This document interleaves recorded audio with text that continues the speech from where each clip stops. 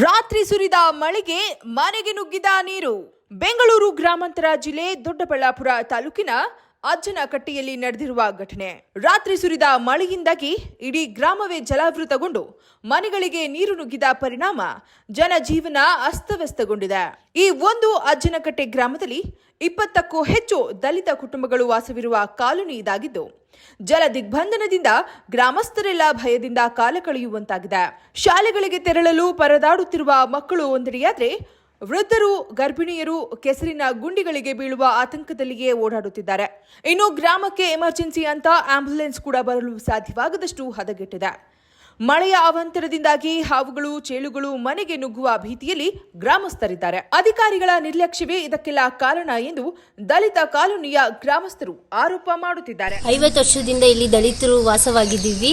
ನಮಗಿಲ್ಲಿ ರೋಡ್ ವ್ಯವಸ್ಥೆ ಇಲ್ಲ, ಮಕ್ಕಳುಗಳು ಸ್ಕೂಲ್ಗೆ ಹೋಗೋಕ್ಕಾಗಲ್ಲ. ಕುಡಿಯೋ ನೀರಲ್ಲಿ ಗಲೀಜು ನೀರು ಬರ್ತೈತೆ.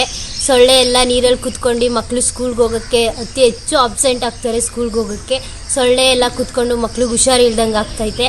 ಮತ್ತು ಗಾಳಿ ವ್ಯವಸ್ಥೆ ಇಲ್ಲ. ಗಾಳಿ ಬಂದರೆ ನೀರಲ್ಲಿ ಕೆಟ್ಟ ಸ್ಮೆಲ್ ಬರ್ತೈತೆ. ರೋಡಿಂದ ಒಂದು 20 ಅಡಿ ದೂರದಲ್ಲಿದ್ದೀವಿ. ಒಂದು ಆಂಬ್ಯುಲೆನ್ಸ್ ಬರಲ್ಲ. ಮೊನ್ನೆ ತಾತಂಗೆ ಹುಷಾರಿರಲಿಲ್ಲ, ಆಂಬ್ಯುಲೆನ್ಸ್ ಬರಲಿಲ್ಲ ನೀರು ನಿಂತವೆ ಅಂತ. ಮತ್ತು ಗಾಡಿಗಳು ಬಂದರೆ ಊತಾಕೊಂತೈತೆ ಮಣ್ಣಲ್ಲಿ. ಕುಡಿಯೋ ನೀರು ವ್ಯವಸ್ಥೆ ಇಲ್ಲ. ಕುಡಿಯೋ ನೀರು ಬಿಟ್ರೂ ಗಲೀಜು ನೀರು ಬರ್ತೈತೆ. ನೀರು ನಿಂತ್ಕೊಂಡು ಯಾವುದೇ ಮೂಲಭೂತ ಹಕ್ಕುಗಳು ನಮಗೆ ಸಿಗ್ತಾ ಇಲ್ಲ. ಶಿಕ್ಷಣಕ್ಕೆ ಅತಿ ಹೆಚ್ಚು ಮಕ್ಕಳು ಆಬ್ಸೆಂಟ್ ಆಗ್ತವ್ರೆ.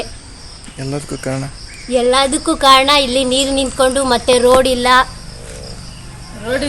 ರೋಡಿನ ವ್ಯವಸ್ಥೆ ಇಲ್ಲ ನಮ್ಮ ಅಜ್ಜನಕಟ್ಟೆಯಲ್ಲಿ.